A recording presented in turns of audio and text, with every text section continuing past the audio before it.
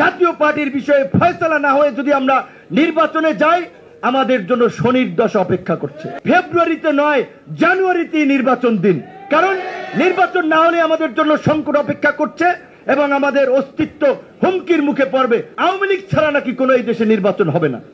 এই কথা বলার পরে জিএম কাদের কিভাবে এই ঢাকায় আপনার রাজপথে তার অফিসে আসে, তার উত্তরার বাড়িতে অবস্থান করে।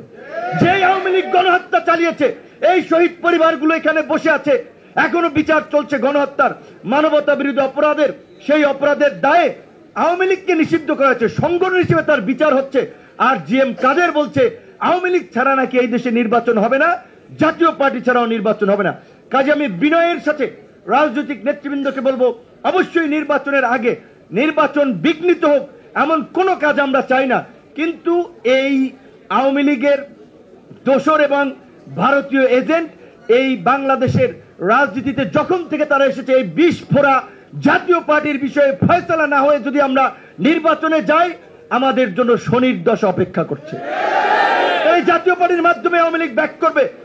ফরিদপুর, মাদারীপুর, শরীয়তপুর, খুলনা, যেই সমস্ত এলাকা একটু আওয়ামী লীগ অধ্যুষিত হিসেবে পরিচিত, ওই জাতীয় পার্টির মাধ্যমেই তারা নির্বাচনে নাশকতা করবে, নির্বাচন বানচাল করবে, আন্তর্জাতিকভাবে নির্বাচনকে কলঙ্কিত করবে, প্রশ্নবিদ্ধ করবে। কাজী জাতীয় পার্টির বিষয়ে নির্বাচনের আগে আমাদের একটা ফয়সালায় যাওয়া দরকার। সেটা আমি একা বললে হবে না, আক্তার একা বললে হবে না, বিএনপি বললে হবে না, সবাই মিলে আমাদেরকে সিদ্ধান্তটা নিতে হবে।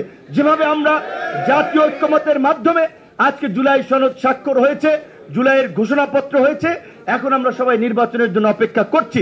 এবং আমি আজকে জাতীয় নেতৃবৃন্দের উপস্থিতিতে বলতে চাই, সরকারের কাছে আমরা বলতে চাই, আমরা মনে করি যেহেতু জুলাই সনদের স্বাক্ষর হয়েছে, ঘোষণাপত্র হয়েছে, নির্বাচন আর বিলম্ব নয়, ফেব্রুয়ারিতে নয়, জানুয়ারিতেই নির্বাচন দিন, কারণ নির্বাচন না হলে আমাদের জন্য সংকট অপেক্ষা করছে এবং আমাদের অস্তিত্ব হুমকির মুখে পড়বে।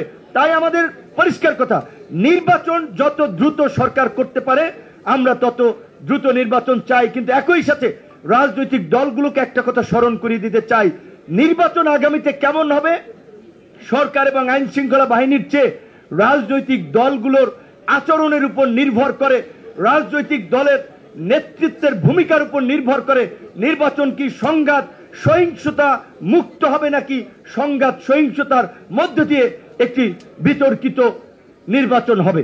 তাই সব রাজনৈতিক দলের নেতৃবৃন্দকে সহনশীল আচরণ করার এবং সকলে মিলে যেন একটা উৎসব মুখর নির্বাচনের মধ্যে দিয়ে এখন যে বাংলাদেশ একটা সন্ধিক্ষণে উপস্থিত হয়েছে, আমরা যেন একটা নতুন যাত্রার দিকে অগ্রসর হতে পারি, সেই বিষয়ে সকল রাজনৈতিক দল তার নেতা কর্মীদের দিক নির্দেশনা দিবে।